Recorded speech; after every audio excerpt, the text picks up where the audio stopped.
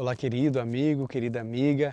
Espero que a graça do Senhor Jesus continue inundando a sua existência e que essa esperança viva liberte você cada vez mais dos enganos e da falta de fé. Aliás, você sabe que existe uma luta histórica aí entre os ateus e também aqueles que acreditam em Deus, que acreditam em Jesus Cristo. Essa luta ela tem se intensificado com representantes do ateísmo, fazendo apologia para que as pessoas se convertam ao ateísmo, demonstrando que não acreditar em Deus é libertador, que a pessoa que não acredita em Deus ela é mais inteligente, mais culta, e que o indivíduo que realmente tem a sua fé e acredita em Deus, ele é um enganado, um iludido, talvez uma pessoa um pouco mais fraca emocionalmente, que precise de uma muleta, de uma bengala para poder se conduzir durante toda a sua vida. Bem, a Bíblia tem uma visão um pouquinho diferente disso. A Bíblia, na palavra do Senhor, declara no Salmo 53, verso 1, o seguinte: diz o louco no seu coração, não há Deus. A Bíblia declara como insanidade um indivíduo que não acredita em Deus. Você sabe que existem muitos argumentos lógicos, filosóficos e racionais, além da nossa fé, para realmente termos uma crença na existência de Deus. Para mim, um dos argumentos válidos é o argumento da estética. Você já reparou esses filmes hollywoodianos quando eles querem apresentar extraterrestres? Você já percebeu que eles são incapazes de apresentar criaturas mais belas do que o ser humano? Você já percebeu que com toda a tecnologia, com toda a inventividade, a criatividade dos grandes gênios da produção do mundo, que gastam bilhões de dólares em um único filme, eles não conseguem criar uma criatura mais bela, mais bonita do que o próprio ser humano? Eles conseguem deturpar o que já foi criado por Deus, mas criar algo mais belo, impossível, nunca ocorreu e nunca ocorrerá. As pessoas precisam lembrar que a fé que nós temos em Deus não é uma fé cega, uma fé que simplesmente nós cremos e acabou. Não, existem argumentos lógicos que nos ajudam a crer. O nosso culto sempre foi racional diante do Senhor. Pare para pensar, por exemplo, na questão de Lavoisier. Ele determinou que a visão aristotélica do nascimento, ou da vida espontânea, não tinha sentido. Quando ele declarou a frase que nossos filhos aprendem desde cedo: vida provém de vida. Não importa as circunstâncias, não é? O indivíduo pode colocar qualquer objeto inorgânico em qualquer pressão, em qualquer temperatura, em quaisquer circunstâncias. Aquilo que não tem vida não produz, não gera vida. Esse é um princípio básico da biologia. Isso é ciência também. Aliás, o indivíduo que não crê em Deus, ele crê em outras coisas. Ele crê na ciência, ele crê na razão, ele crê na filosofia, ele crê em si mesmo. Agora, o ser humano sempre vai crer. Em alguma coisa, ele vai crer. Existem outros argumentos também que são bastante lógicos. Por exemplo, a questão da maldade. Você sabe que a maldade é algo real. Basta você olhar os noticiários, os telejornais, e você sabe que a maldade ela está impregnada na raça humana, em cada um de nós.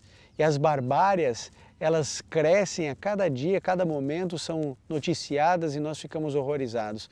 Agora, se a maldade ela não tem ética, se a maldade não respeita a criança, se a maldade não respeita idoso, se a maldade passa por cima de tudo, por que razão ela não tomou conta de tudo? Bom, existe uma resposta lógica para isso. É porque existe um Deus que põe limites à maldade.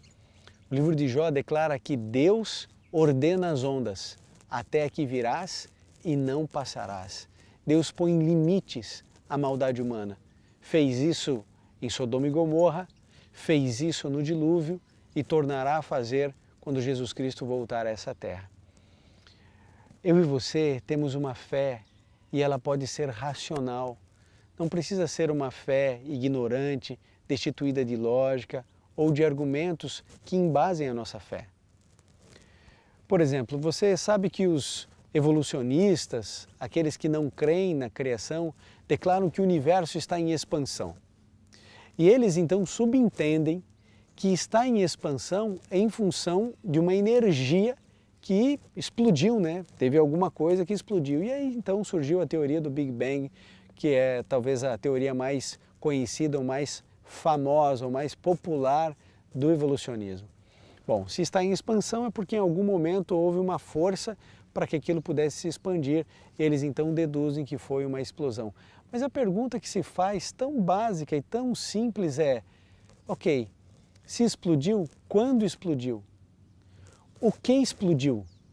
Sim, porque precisou existir elementos para que pudessem explodir. De onde veio o butano? De onde veio o gás hélio? De onde veio o nitrogênio? De onde veio o hidrogênio? Esses elementos químicos todos, quais são as origens dele? De onde surgiram? De onde vieram? Bom, essa pergunta ninguém sabe responder. A causa primeira da origem do universo, ninguém sabe. A gente não precisa voltar tanto no passado, não. A grande questão é: como surgiu a vida? Mesmo que por um passe de mágica, mesmo que esses elementos químicos sempre tivessem existido e que ninguém tivesse resposta para isso, de onde surgiu vida? De onde, como surgiu vida? Nenhum cientista no mundo é capaz de explicar isso. Uma outra pergunta ainda mais próxima de nós: depois que existiu vida, de onde da vida surgiu consciência, razão, sentimentos? A evolução não explica isso. Por isso, quando o indivíduo se declara ateu, quando se declara evolucionista, esse indivíduo também precisa ter muita fé.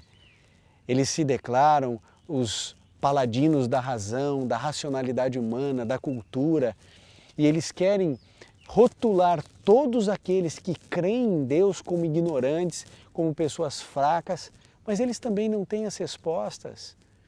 Logo, eu e você precisamos de fé para acreditarmos na existência de Deus e também muita fé para acreditarmos na evolução como um processo ou como uma resposta para tudo que eu e você vivemos.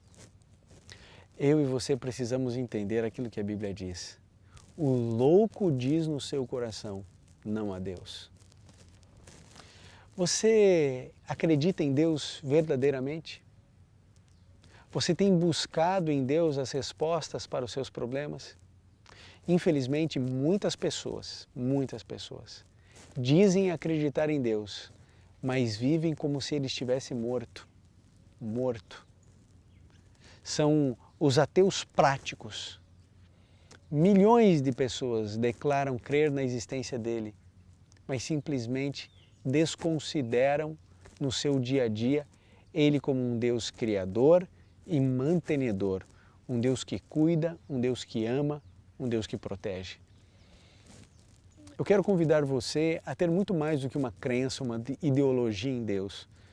Eu quero que a sua esperança viva seja tão concreta, tão verdadeira, que Deus faça diferença em cada detalhe da sua vida, em cada momento, em cada segundo.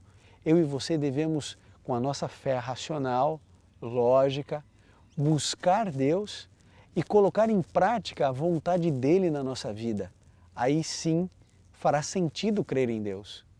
Porque se você acreditar em Deus, mas agir como se ele estivesse morto, não faz muito sentido. Não faz sentido você gastar tempo indo à igreja, lendo a Bíblia, se você não faz a vontade desse Deus Criador que te ama e que entregou o seu único Filho para que você tivesse esperança, esperança real e esperança viva. Que Deus abençoe você e toda a sua família.